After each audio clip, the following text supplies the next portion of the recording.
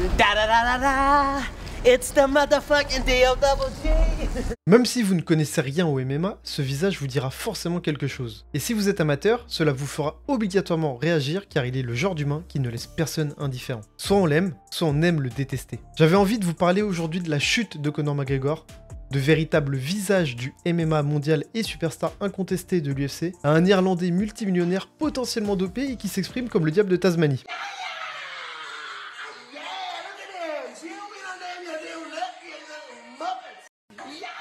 Aujourd'hui, on parle de l'impossible comeback au plus haut niveau de l'athlète numéro 1 de l'UFC, Conor McGregor.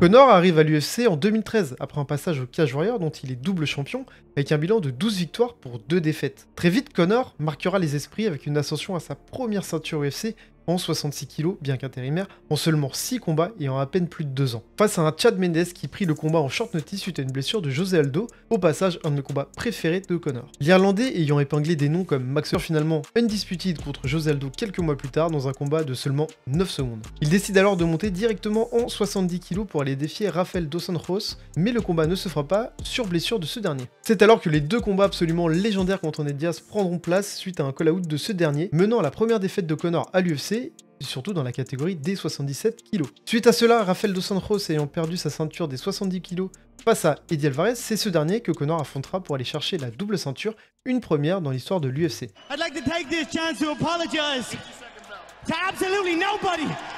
The double champ does what the he wants. Mais vous connaissez l'expression, plus on s'élève, plus dur sera la chute. Après le combat contre Alvarez en novembre 2016, Conor est conscient de son statut et est presque plus fort que l'UFC médiatiquement à cette période. Il décida donc de faire un combat en boxe anglaise contre Floyd Mayweather, l'un des meilleurs boxeurs de sa génération. Il perdra le combat comme prévu par les professionnels du milieu, mais non sans panache et avec une prestation plus qu'honorable. Et surtout avec un bon gros chèque de 100 millions de dollars. Avec cet argent, il lancera une marque de vêtements, une application de fitness, un restaurant. Il est actionnaire également d'une organisation de boxe anglaise à main nue, le Barnacle, mais surtout d'une marque de bière et d'une marque de whisky, dont il a vendu la majorité de ses parts pour 600 millions de dollars. D'ailleurs, si on regarde son compte Instagram, on se rend vite compte de l'importance de ses business, et de son yacht Lamborghini évidemment, par rapport au MMA et à ses entraînements. Bref, Conor McGregor est riche, très riche même. Après ce passage par le Noblard, Conor avait un défi à relever, car un extraterrestre venu des montagnes du Daghestan s'était emparé de la ceinture vacante des 70 kg. Conor, connu pour son trash talk et sa capacité à emporter le public autant qu'il a à énerver et à déstabiliser ses adversaires, dépassera cette fois les bornes face à Khabib Nurmagomedov. Entre l'attaque du bus et les différentes insultes sur la religion ou les proches de Khabib. Le combat reste encore une masterclass des deux côtés, avec deux faits d'armes encore jamais réalisés. Le premier knockdown subi par Conor McGregor et le premier round perdu par Khabib de toute sa carrière. Cependant, une réelle haine s'était installée du côté de Khabib, avec un Conor qui dans l'octogone, lui, n'affirmait que ce n'était que du business. Si bien que même victorieux, Khabib n'hésitera pas à sauter dans le camp de Conor après sa victoire pour aller en découdre avec l'entourage de l'Irlandais. Des amendes et des suspensions à tout va tomberont, avec pour Conor 6 mois de suspension et 9 mois pour Khabib, notamment aussi avec des travaux d'intérêt généraux. Le combat est encore à l'heure actuelle le plus gros pay-per-view de l'histoire de l'UFC. Une deuxième déroute donc d'affilée pour Conor, mais avec un sacré gros chèque de plus de 10 millions de dollars. Sur 2019, il enchaînera une vilaine blessure à la main et quelques déboires judiciaires pour cause de violence sur un fan et même sur un vieil homme dans un bar qui ne voulait pas boire son whisky. On pointera petit à petit son appétence prononcée pour l'alcool. Janvier 2020 signe son retour face à Donald Cerrone, un combattant très expérimenté, mais qui doit servir à remettre Conor en selle avec une victoire marquante. McGregor semble aller mieux. Apaisé, on arrête le trash talk et les conférences de presse sont respectueuses. Et le moins que l'on puisse dire, c'est que Conor est en forme, car il livrera une performance bestiale avec des coups d'épaule sortis de nulle part et un KO qui ne se fera pas attendre en seulement 40 secondes. Un retour en grâce donc qui fait du bien. L'entourage de Conor envisage de monter en 77 kg pour obtenir un troisième titre de champion dans une catégorie différente. L'Irlandais a l'air de retour et pour le meilleur, mais comment ça pourrait mal tourner? 2020, il s'est passé quoi déjà? En Chine, un mystérieux virus de la même famille que le SRAS a déjà contaminé 45 personnes, un chiffre beaucoup plus important selon des scientifiques. Ah, vous vous rappelez un petit truc qu'on appelle le Covid? Résultat, des salles fermées, plus d'événements, plus rien. Sauf pour l'UFC qui a carrément posé ses couilles et des millions sur la table en créant la Fight Island, une zone consacrée au MMA en plein Abu Dhabi où les combattants pourront combattre dans un écosystème fermé où ils seront testés et pris en charge par l'organisation afin de continuer à délivrer des événements. D'après ses dires, Conor était au top de sa forme pendant le confinement, mais il dit ne pas avoir été contacté par l'UFC pour la Fight Thailand. Et quand les bars et les restos ont réouvert, ces démons l'ont rattrapé. Et il a enquillé une semaine de fête avec tous les excès qui vont avec. Comme dirait le proverbe, l'oisiveté est... Merde, j'ai oublié, c'est quoi déjà? Et mère de tous les vices. L'oisiveté est mère de tous les vices. Et c'est ce qui m'est arrivé. Je suis retombé dans mes travers. Énervé par cette situation, il annonce en juin 2020 sa retraite sportive. Cependant, personne n'y croit, ne voyant qu'un bras de fer avec l'UFC, car Conor ayant des prétentions salariales énormes, qui n'est pas forcément du goût et des habitudes de l'UFC.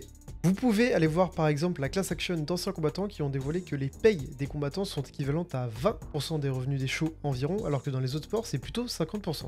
Les relations se tendent donc, mais il reste 4 combats sur le contrat de Conor. Jamais à court d'idée, Conor proposera un combat d'exhibition, sans aucune relation avec l'UFC, à Dustin Poirier, afin de reverser les bénéfices à des œuvres de charité, Dustin étant très impliqué avec sa propre fondation, The Good Fight Foundation. Évidemment, la réaction de l'UFC ne se fera pas attendre, et le combat sera prévu pour le 24 janvier à Abu Dhabi pour l'UFC 257. L'entente entre les deux combattants était à l'image du combat contre Cerrone, ultra respectueuse et même plutôt amicale avec des échanges de compliments, de produits et même la promesse de Conor de donner 500 000 $ à la fondation de Dustin. Le combat se terminera au second round par un KO que Dustin infligera à Conor, le tout premier de l'histoire de sa carrière. Malgré la défaite, McGregor restera super fair-play pendant la post-fight interview et en conférence. La femme de Poirier ira même saluer et remercier Conor pour les 500 000 $ pour la fondation dans le vestiaire après le combat.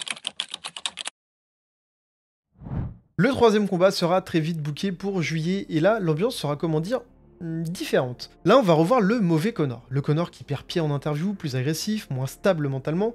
Conor parlera de la femme de Poirier à plusieurs reprises afin de l'énerver, mais de l'autre côté, Dustin paraît très calme et sûr de lui. Évidemment, cela ravirera les journalistes et assurera le show. Malheureusement, le combat se terminera par une blessure du Notorious suite à une fracture du tibia péroné absolument immonde à voir au ralenti, donnant la victoire par TKO à Dustin. Et là, les interviews post-fight n'ont plus rien à voir avec les précédentes. Dustin a l'air d'avoir une grosse rancœur et n'hésite pas à descendre verbalement Conor.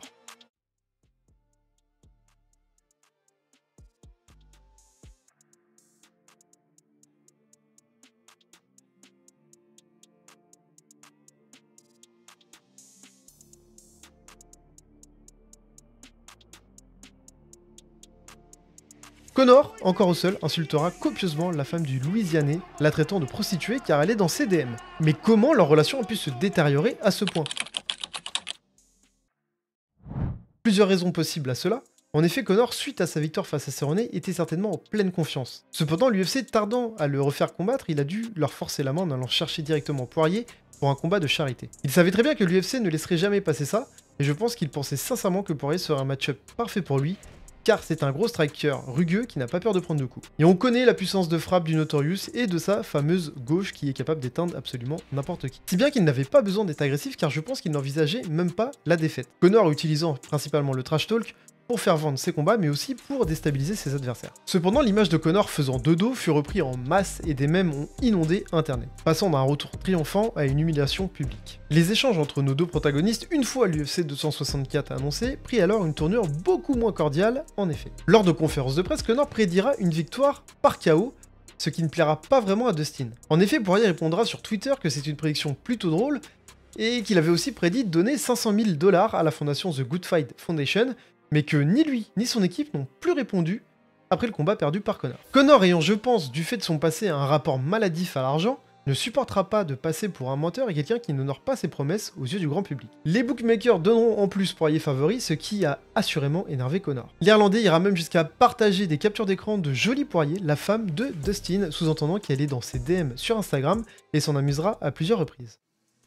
La stratégie des low kicks ayant fonctionné sur lui-même lors de son dernier combat avec Dustin, il décida de mettre cette technique lui aussi en place et s'entraîna à fond pour donner des low kicks, mais le problème c'est qu'il se blessa. 16 minutes, ça fait 16 minutes.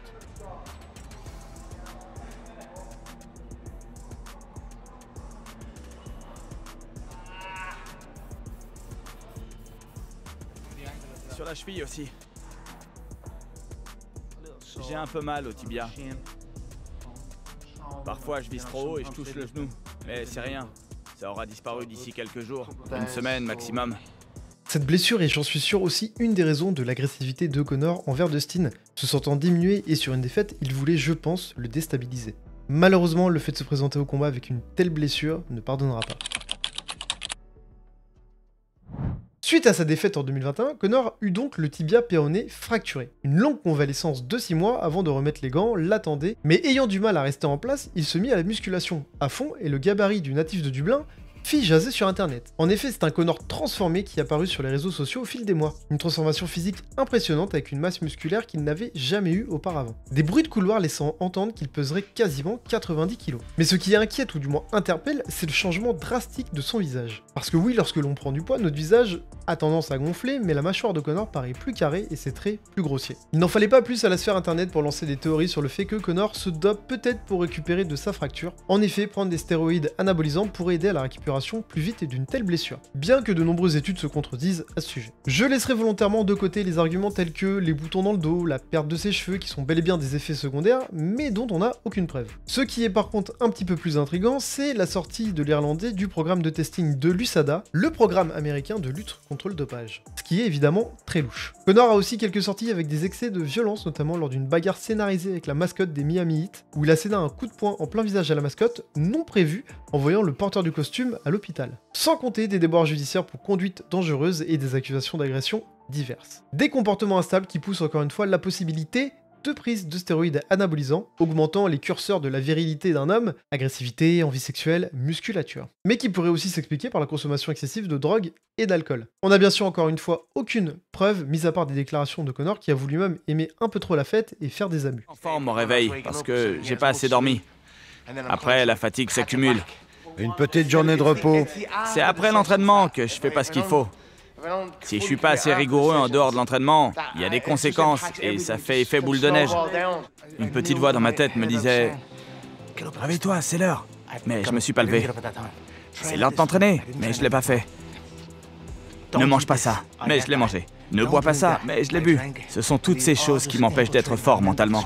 Bon, pour l'alcool, juste en regardant son Instagram, on a notre réponse. Poussé par le fait que Conor est encore égérie de sa marque de whisky, bien qu'ayant vendu la plupart de ses parts pour quand même la ronde somme de 600 millions de dollars, il est aussi propriétaire de sa marque de bière. Des marques qu'il exhibe fièrement au quotidien dans son restaurant The Black Forge, véritable épicentre de la fête à Dublin pour les McGregor. Un potentiel cocktail de produits détonnants qui mettrait en exergue une dépression possible de Conor McGregor. Pourtant, quand on le voit, il est riche, il a l'air heureux avec sa femme et ses enfants. On a à plusieurs reprises mis en avant le fait qu'il aurait pu arrêter sa carrière sportive et se contenter d'être un homme d'affaires depuis 2017 et son combat face à Floyd Mayweather. Mais je pense que Conor vient de tellement loin que même si l'argent était sa bouée de secours, il a envie de se prouver et de prouver au monde entier qu'il peut encore faire le plus gros comeback de l'histoire. Hold it. Ladies and gentlemen, a happy new year to you all. I'd like to announce the return date for myself, the notorious Conor McGregor, for the greatest comeback of all time. It will take place in Las Vegas for International Fight Week on June the 29th. Come a little closer. And the opponent, Michael Chandler. And the weight, Mr. Chandler, 185 pounds.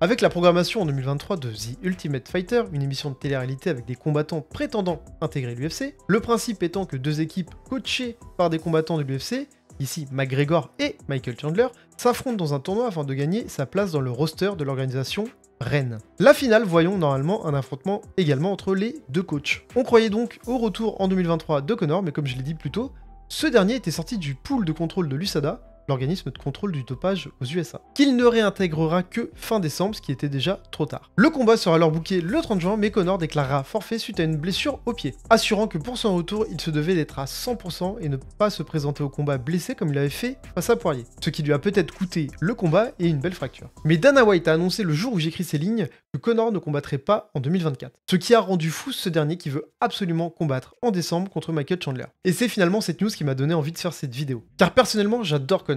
Même s'il va souvent trop loin, il est le mec qui a mis la lumière sur le sport que j'aime le plus et a permis la démocratisation de notre art comme personne ne l'avait jamais fait auparavant. Au-delà de son parcours incroyable, je retiens surtout les masterclass qu'il a fait tout au long de sa carrière. Les guerres face à Chad Mendes ou Ned Diaz, Le KO le plus rapide pour un combat pour le titre face à la légende José Aldo. La maîtrise contre Eddie Alvarez pour aller chercher la ceinture des 70 kg alors qu'il était blessé à la main. Même lors de ses défaites, il a toujours montré qu'il était un très grand de ce sport. Malheureusement, les fêlures de l'homme et les potentielles addictions plombent le tableau et certainement les performances de l'athlète. En effet, je pense qu'il veut toujours gagner, mais malheureusement, il n'en a pas besoin. C'est peut-être ce qui fera la différence à nouveau face à Chandler, qui fera, lui, le money fight de sa vie. Car affronter Conor est signe de gros chèques. En effet, sur les 10 plus gros pay-per-view de l'histoire de l'UFC, Conor y est présent 8 fois. C'est bien le signe que tout le monde scrutera son retour avec attention, que ce soit pour le voir gagner ou pour le voir perdre à nouveau. Merci beaucoup si vous êtes arrivé à la fin de cette vidéo, n'hésitez pas à me dire en commentaire si vous pensez que Conor remettra un jour le pied dans l'octogone et s'il en sortira victorieux ou non. Un petit like et on s'abonne pour donner de la force et on se retrouve très vite pour une nouvelle vidéo. Et comme d'habitude, n'oubliez pas de vous laver. Peace!